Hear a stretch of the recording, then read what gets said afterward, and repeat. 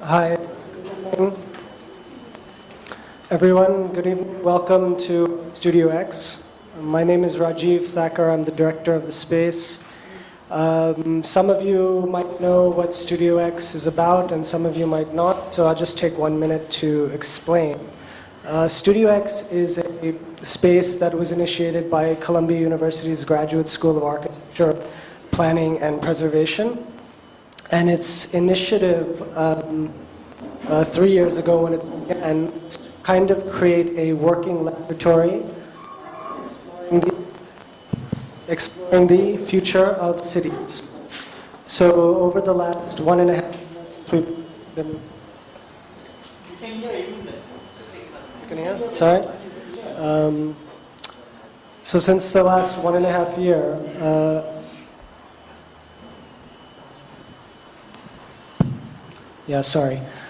For the last 1.5 year, we've been open, and we've done a variety of different workshops, discussions, debates, lectures, exhibitions, and we're very happy that we've been associated with Multipolis Mumbai, which brings various facets of culture and sociology and life, and brings them in reference to the city.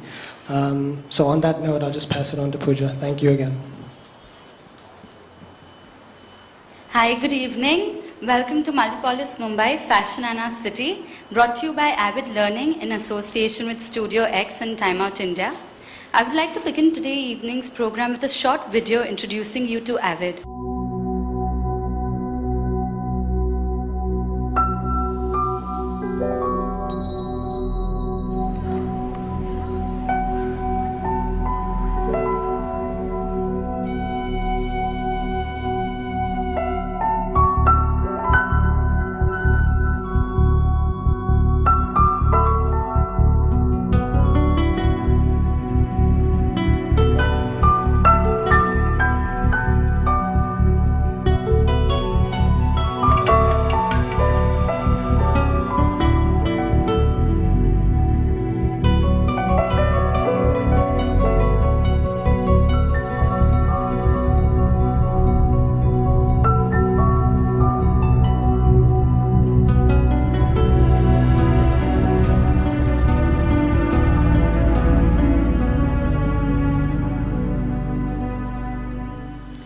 Avid, as you briefly saw, is an SR initiative fostering creative learning across culture, heritage, literature, and art through workshops, short-term courses, and discussion forums.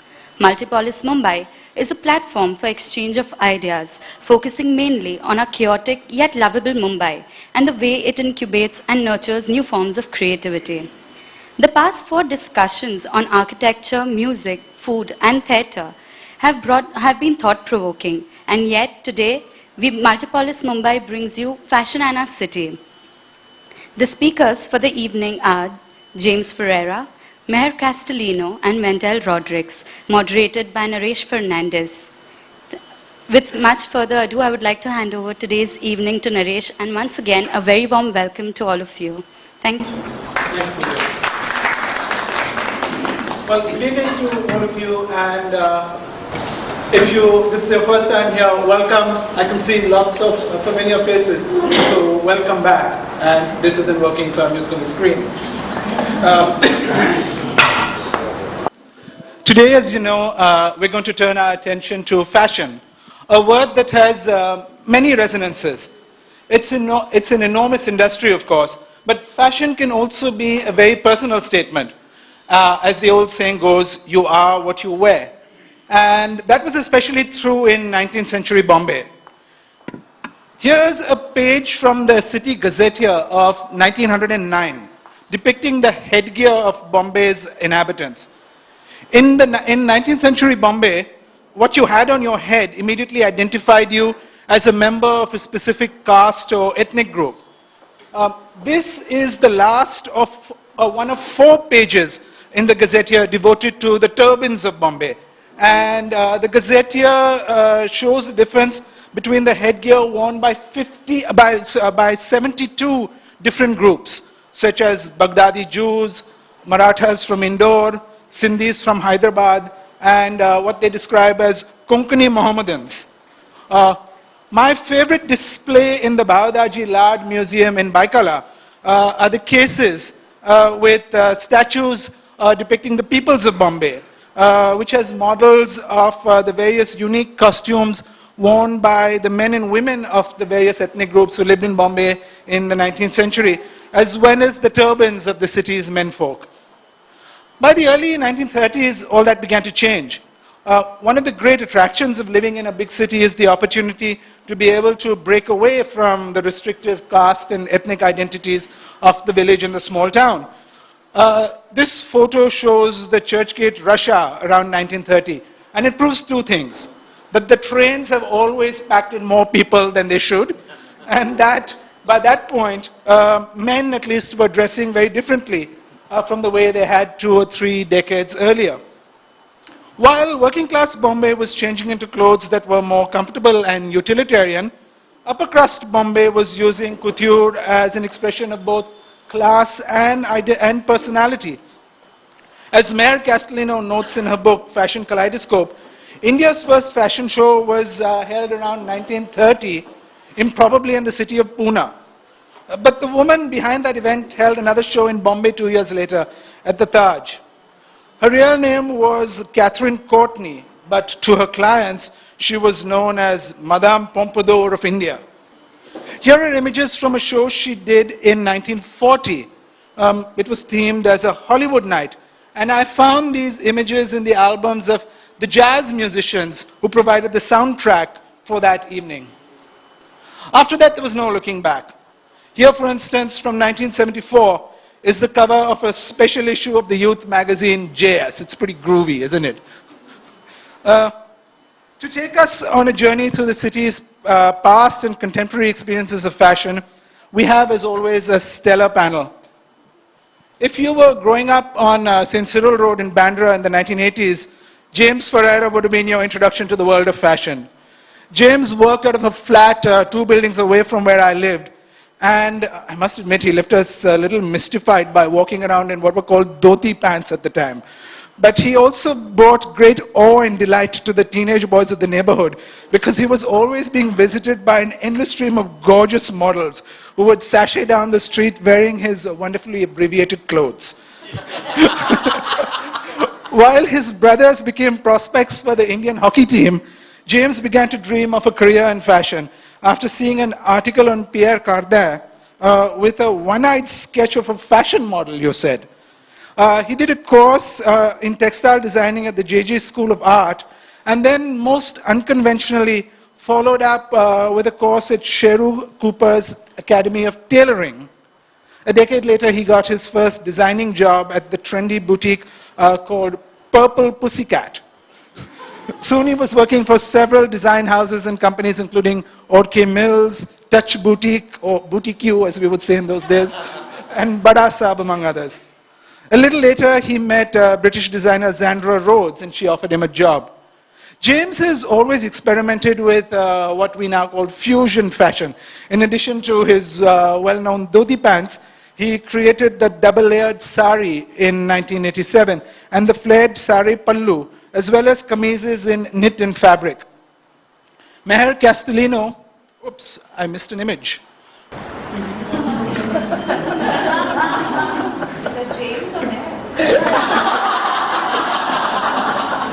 Meher Castelino has been involved with the world of fashion and beauty since 1964, when soon after passing out of Lawrence School, Lovedale, she was selected as Femina's first Miss India.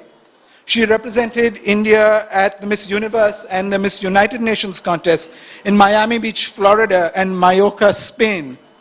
She strode the catwalk in more than 2,000 shows and was a model for 14 years. That is you, isn't it? Looking gorgeous as always.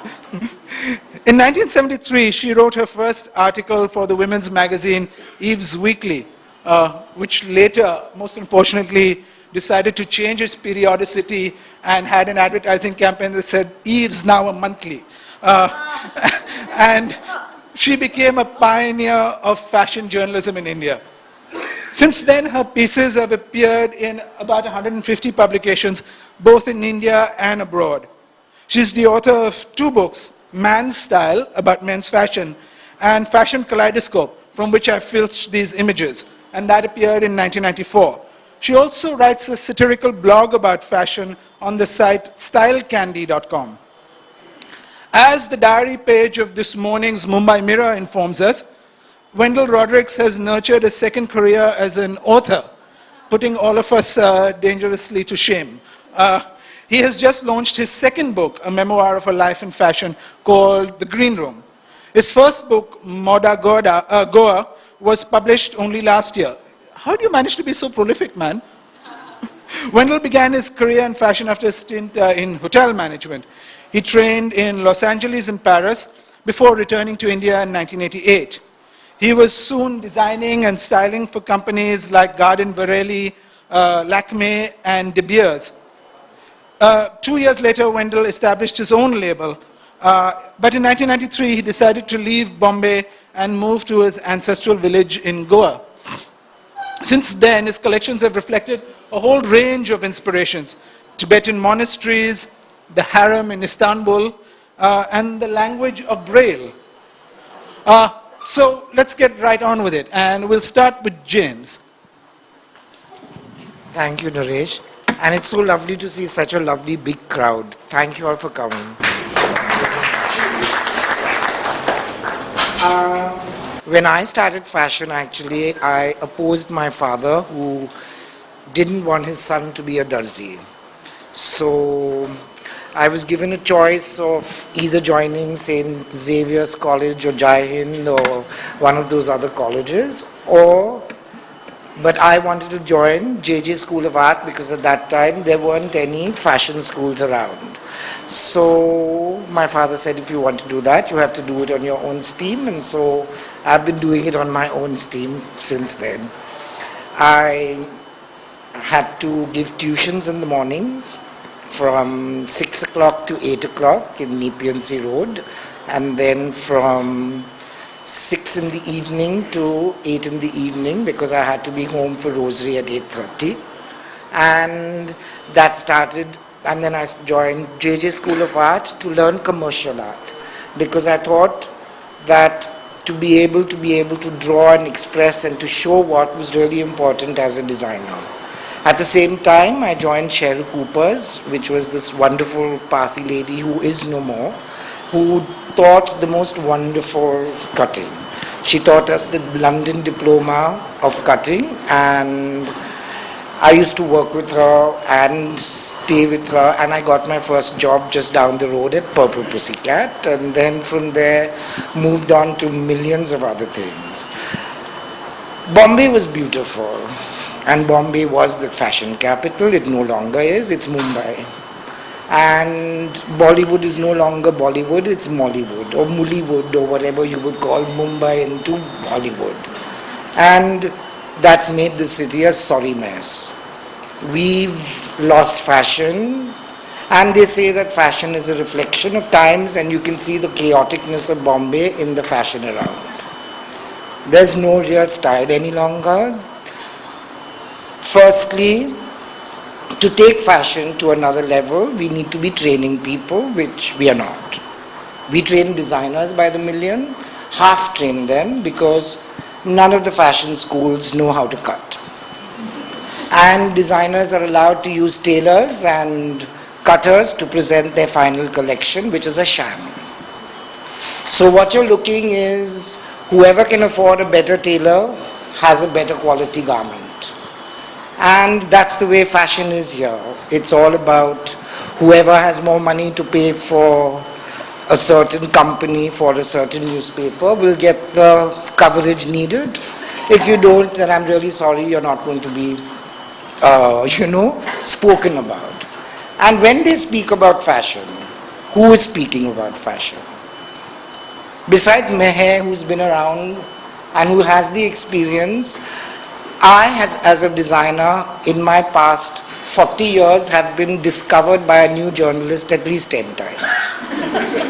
Because they come and then they are sent, and then they are college graduates who don't know a thing about fashion. So, firstly, we've got a skewed image of what's happening on the catwalks. Secondly, there's this whole new thing of feel-goodism. You're not allowed to criticize. These simple scenes like this were used to great effect when I started consulting for L'Oreal. When they first came in, I retained, if I go back to that slide, you'll see the emotion of the blue, the sea, and we transferred it onto Lisa for one of the very earlier ads. One of the most important collections I did in my life was, again, thanks to Meher. There was a blind professor, Acharya, who asked me whether I could do something with Braille, and I didn't know what to do. I said, finally, I asked him how he actually went through his day, and he said, you all dress up every day, and it's so easy for you all, whereas we have to put on our clothes and we don't know whether we're wearing a white shirt or a grey pant, or constantly missing buttons and buttonholes. And I was very upset at the fact that they actually take something like half an hour to dress, whereas we dress in 5 minutes. So I told him, I said, hold on, I'm going to do a collection, but I need to think about it. I finally hit on the idea that we could use Braille on cloth, something that nobody thought of since Ellen Peeler. And Meher, we had the show at Onsong. The first time I sent him, I didn't realize that actually Braille can be, when we read an alphabet, we read A, it can be 2 inches high or it can be as high as a building. But with Braille, I realized after many going back and forth that it had to fit on the ball of the thumb, and we couldn't use a photocopier to copy the Braille. We had to actually go to the Caritas Institute, which deals with the blind in Goa, and get that Braille sheet from them. And when I sent it across to him, he was almost crying because he said, I can't read it because we have used small French knots and tiny beads. And I joked with him and I said, what does it say? It says, he said, Wendell Rodricks, the Visionary Collection.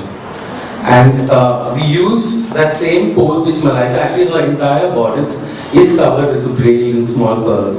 And somebody saw this in Switzerland and they liked the photograph and they called us in and did that reggae ad. So one thing led to another. There was no. We also did these for Swatch Bijou because they kept coming to us from Switzerland to do ads that we shot in Bombay. This was a protest that I was doing against the garbage in Goa. So Divika is wearing a big bunch of black and white plastic garbage bags. And then these are things that I do, that most designers do on the side to earn some more money. This was for Anmol jewelry. This is Ujjwala Rao. And this for the Longines ad which we shot a year and a half ago. Entire dress was made on one single spiral seam. It was quite unusual to actually be able to do that. It was free size, it fitted anyone, and Aishwarya actually wore it. This is not the dress, but the next, she wore it in the movie ad. This is again from the same ripple fabric that we spoke about earlier. This is Deepika Kharkun and Patel. And on my boat in the Mandovi River, we once saw a flock of birds returning home. Something like 3,000 of them every evening. We had found a bird park by accident. And I did a collection called On a Wing for Shivas, which was based on birds. This is all from that collection. And this is my library. I'm a big reader. And one day a book fell from the top, and as it fell down to the floor, it spiraled into these pages that flew, and then we created this dress, which was used in the movie Fashion on Kangana Ranaut. This was sometimes we throw these challenges at ourselves and said, let's see what we can do with a quarter meter of lycra. So I built a swimsuit and added pieces to it to make this gown. Of course, poor model Pia had nowhere to hide. The bottom part of the bikini actually was woven around those 2 circles on both sides of the hips. That takes me to my home. Thanks so much.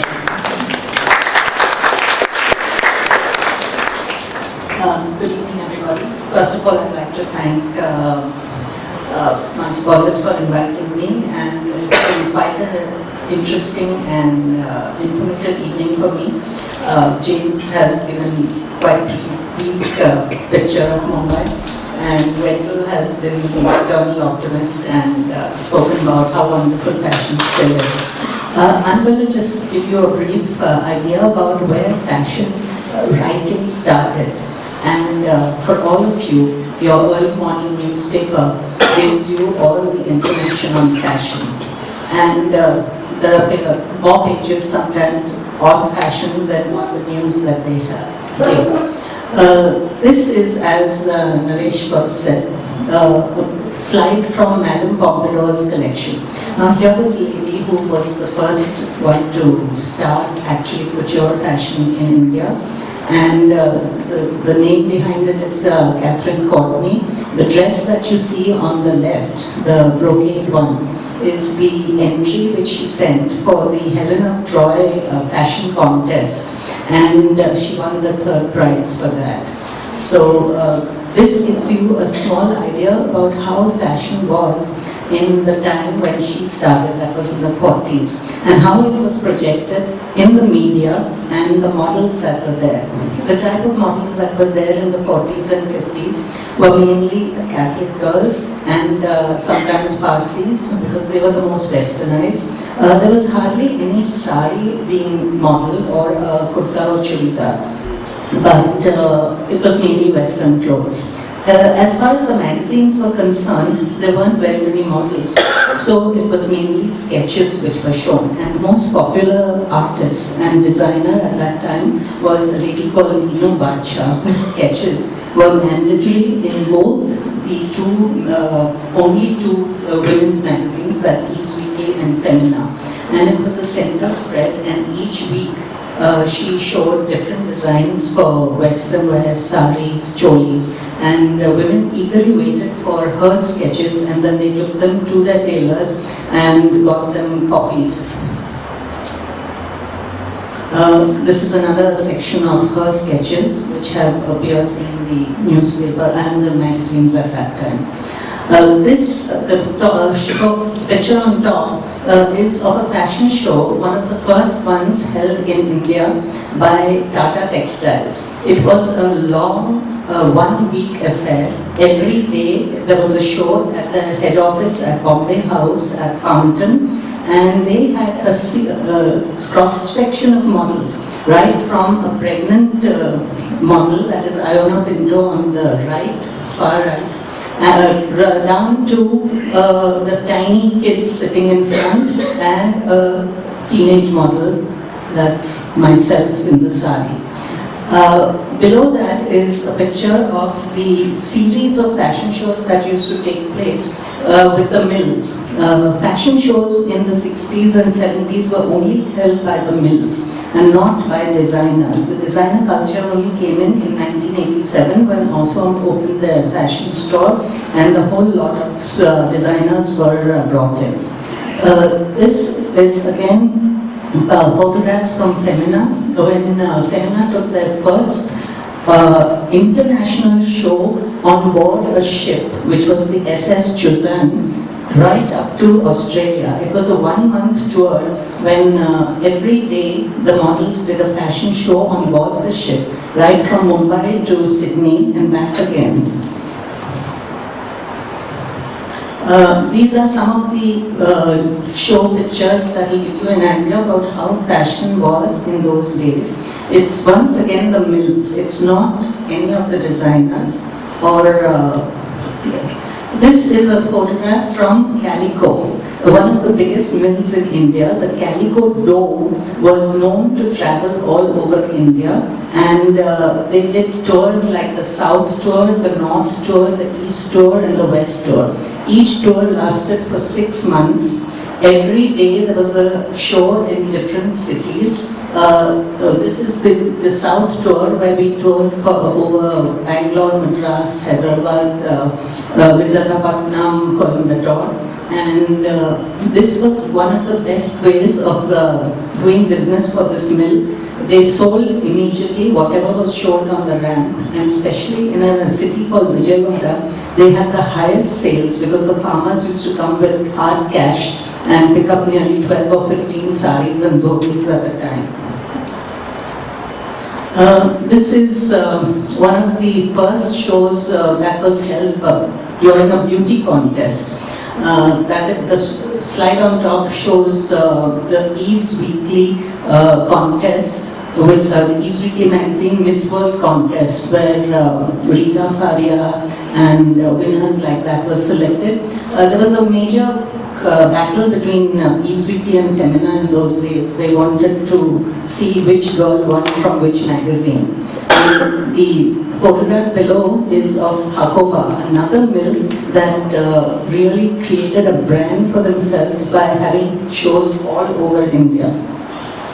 This is the Femina show, where along with every beauty contest, there was a fashion show to finance the beauty contest. And these shows went all over India, along with the selection of the models, of the winners.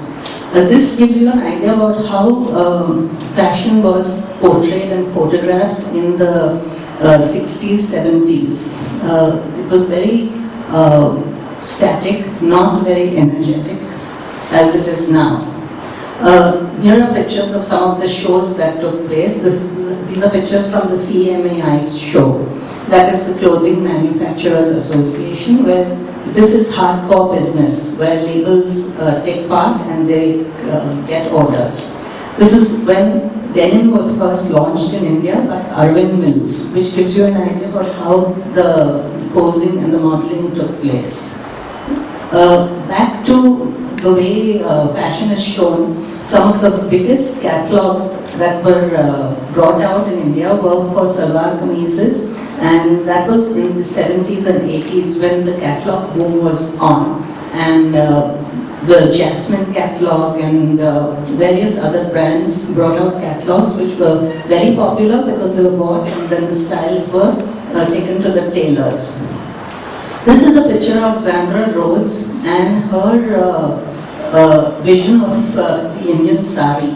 There are many designers who came to India from abroad and tried to work around the Indian garments, that's the saris or the salwar kameez.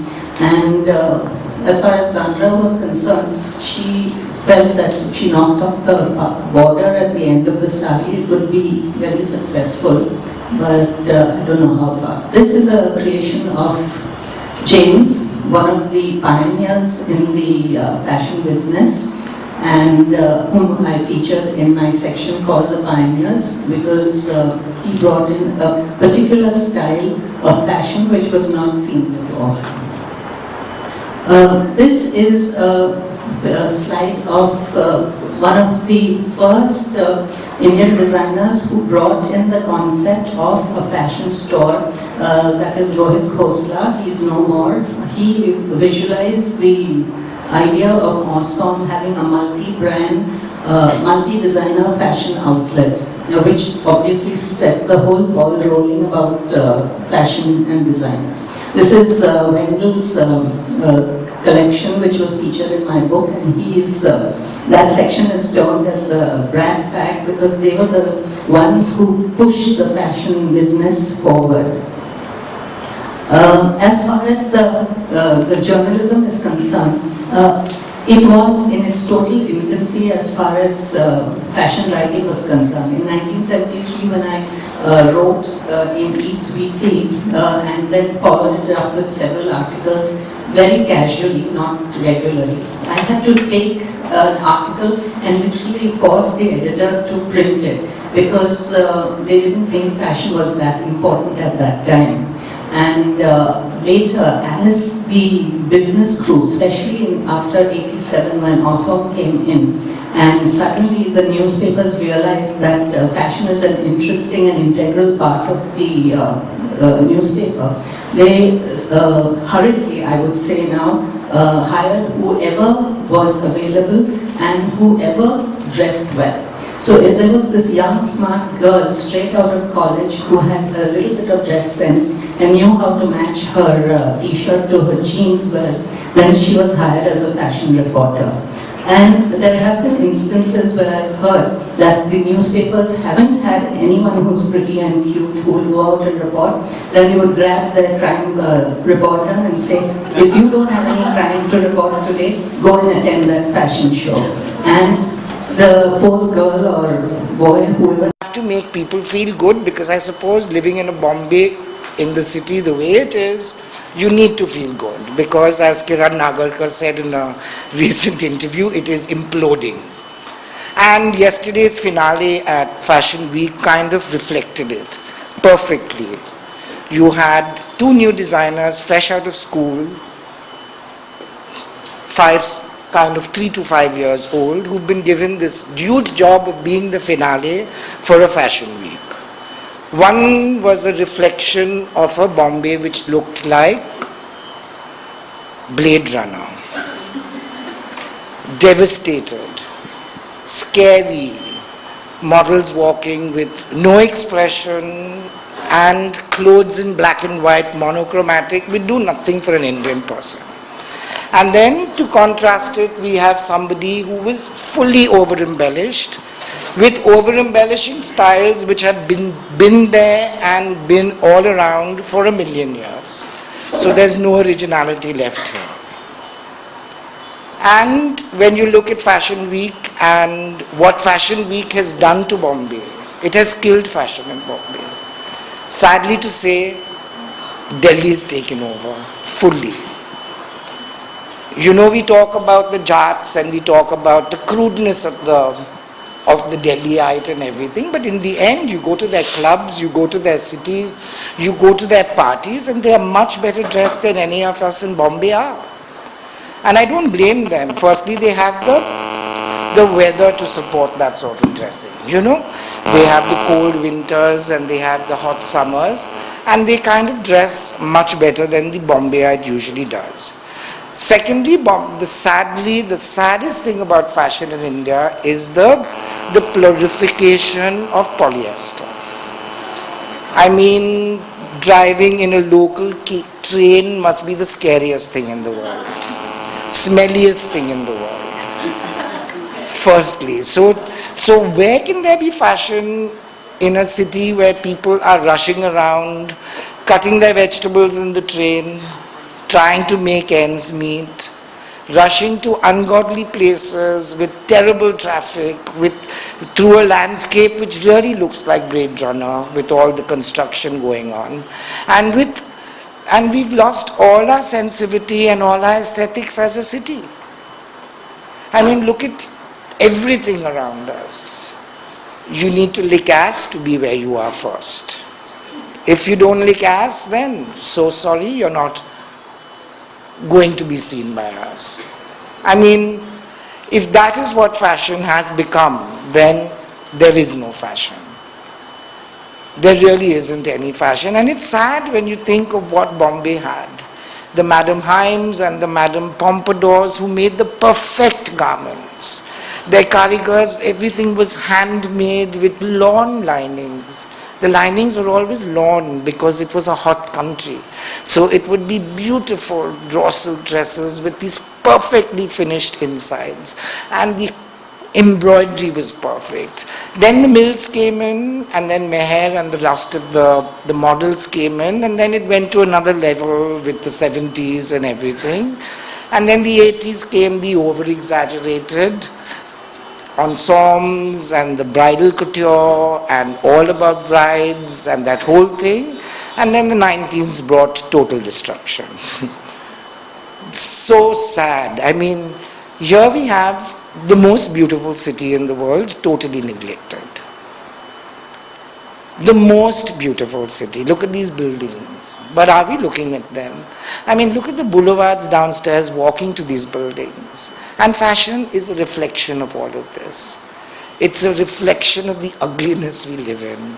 I think when God made India, He slapped us down so hard with this palm shaped that all the aesthetics flew to our neighboring countries. The aesthetics of Pakistan, the aesthetics, I mean, beautiful. Look at the Pakistani clothes. Superior. Look at Nepal, look at all around us, look at Sri Lanka, look at even Bangladesh. It's embarrassing that that small little drop in the ocean is doing more fashion export than we are. They are exporting more ready-made garments out of Sri Lanka and Bangladesh. So where are we going? Our karigars don't want their children to be embroidery people any longer. So if we do not train these karigars from the age of 7, we are losing carpet weaving and embroidery. We've already nearly lost it. So this bridal couture, this over-the-top thing which we are seeing now is seeing its last days. Because in a few years' time, we are not going to be having the karigars to do these works. And I mean, what is the government doing and what is Fashion Week doing? We still don't have a sizing chart on the Indian body. I mean, do it state-wise. But don't you think NIFT, FI, whatever the hell these colleges and boards are doing, what are they doing with fashion? Where are they taking fashion? How can fashion go if you've got half-trained designers walking out? You've got a whole Fashion Week which has decided that we will make students the stars. How can you make students the stars? How long are they going to live there as designers? How are they going to be? It's present, it's okay. Good, great, Gen X. Out of all the Gen X's which have been presented in the past, however many years of Fashion Week, Lakme Fashion Week, where are they? There may be 2 or 3 or 4. What's happened to the rest? Burnt out? Don't know where to go? Don't know how to do it? Your first collection, your second collection, it's very easy to sell because you give it on consignment. So every store is willing to take it and every store is willing to store this. But what happens later? And where is there any depth to what we are trying to do with fashion? Look at the reportage on fashion. I mean, look at it. I mean, Hema Malini dressing up as Krishna or whatever the hell she did. I mean, there is to be a clear definition between Bollywood and fashion, which I'm sorry to say, Lakme has totally changed. It's all about who's your showstopper. The photographs on the Lakme website are legs of the models and your front row. That's what fashion is. The front row and showstoppers matter when it's couture. But what is couture? We've lost the meaning of couture. Couture is made to order. Couture is handmade. We've lost our handmade techniques fully. We've lost the Dakhai voile, we've lost the Himbru weaving, we are losing everything which made us the capital of couture during the Raja's time. The fineness of embroidery, the fineness of fabric. I think I'm taking much more than 10 minutes, sorry, but he's catching the mics closer and closer. I'm moving in. So that's what I have to say. Fashion. I'm so sorry to say Bombay was a fashion capital, Mumbai isn't. Along that cheerfully optimistic note, now that we're all gripped with a feel-good spirit, let's move on to Meher, please. And she's going to tell us about. Let's go on to Wendell. Just off with his book launch, among other things. Okay, I see the rainbow and everything, unlike James. So I'm going to show you a set of slides. People always ask where you got the inspiration from. So I'm going to show you inspiration and where we translated it. And even in a place like Mumbai, you can seek the inspiration if you want to find it. But it's difficult. It's easier for me in Goa because I don't have that much of visual bombardment. I don't need to travel 2 hours to work and all the other stuff that I was born in this lovely city that I call still Bombay. Okay, I'm going to go on to the first slide. This is, can I control that? This is in a backwater in my village, and if you can see the small ripples around the man's boat, we converted that into a fabric, which we called Ripple, actually. We used it also for a foreign advertisement. This is Raymond Weil, shot in Paris. And this entire collection that I did was actually inspired by ghost stories in Goa, where we actually had these spirits created on ramp, and we used different techniques of cutting to create this very dramatic setting. This is an old church at Tirakol, I think. And that's the translation which I later on did for Lakme Fashion Summer 2008. And also when I went to Igedo in 1996, that is Helena Christensen with a crinkle blouse and a sarong. It was always my intention to put my resort flavor onto an international ramp, and we achieved it with that collection, thanks to Meher, who's sitting right here, who took me there. These are the small little shells that you find stuck to rocks, and we converted them into this. We had to search quite a long time to get muscles that large to cover Madhu Sapri's breast. That's shot in Jimmy Gazda's house in Goa. And then I took this nautical theme. This fabric was worn by Bipasha in Jism. It's actually consisted of taking a plain cloth and then tying 1 rupee coins and then steam pressing it, so you got this kind of octopus effect on the dress. And the same thing was for this dress as well. And the same thing in organza, but all three looked very different. We took it to Paris for the opening of the then Sarkozy runs 18th arrondissement. I would constantly look at this and then create in that same spirit clothes that were taken from like palm trees and actually use them as sari cholis and advertisements for Lakme. Where the palms and the simple flowers that you and I see in Bombay as well, but somehow never get translated. We translated them onto small floral kind of cushions on that neckline. Hanging hibiscus became lungi wraps for the men. And all these tiny little flowers, we kept kind of making garments that were inspired by simple things like roses. These are arams in my garden, which became this for that tropical island collection. And this is backstage at my show, where we used teak leaves from the trees that had fallen down, spray painted them with gold and actually used them as accessories in the hair. And the same thing, what's on Vipasha's hair actually came off a beach. There are these big grass that grow in that way. The blouse that she's wearing, again inspired by nature, it's woven, we had to boil pineapple, get the fiber out of it and weave it with silk. And this iconic photograph of Malaika, we lost the trouser because Farooq is very enthusiastic to lose as many garments as he can on my shoot. He says, okay. And in the end, the model is left without anything and it becomes his shoot rather than my clothes.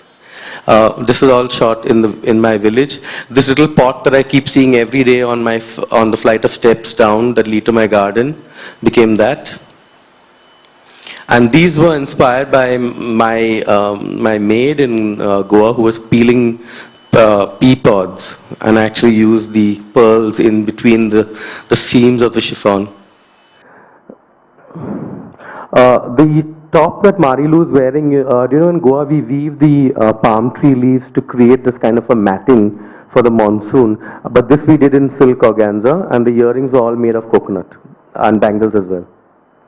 And these small little seeds that the jewelers used to weigh gold, they are very heavy for their size, and that got translated into that. And I keep on using my Catholic roots. These are a set of crucifixes from the Museum of Christian Art in Goa. It was very interesting that the artisan actually wanted to show that Jesus was the Son of God, and like an Indian style, has put a kind of a surya on top of the cruciform. And I kept using the Pieta influence more than once. That bustier and wedding gown which Mother Sabri is wearing, the entire bustier is made out of leather and stamped with gold, like the tabernacle of the old Bom Jesus.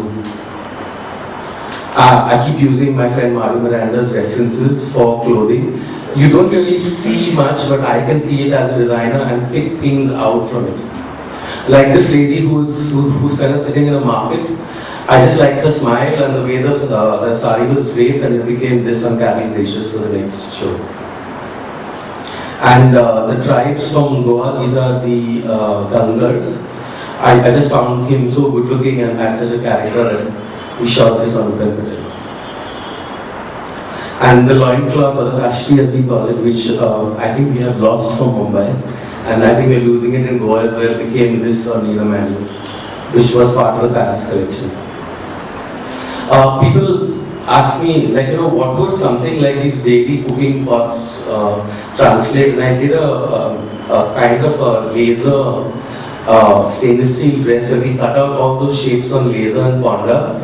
And Jessie Randava actually wore it for the Tropical Island finale, weighed 12 kilos. She managed to carry it off. They had lights built in, so the light was shining through the fishes and the bubbles. And then these little sari pieces outside a temple, the offerings outside the Mangeshi temple and the Chandadurga temple became that sari.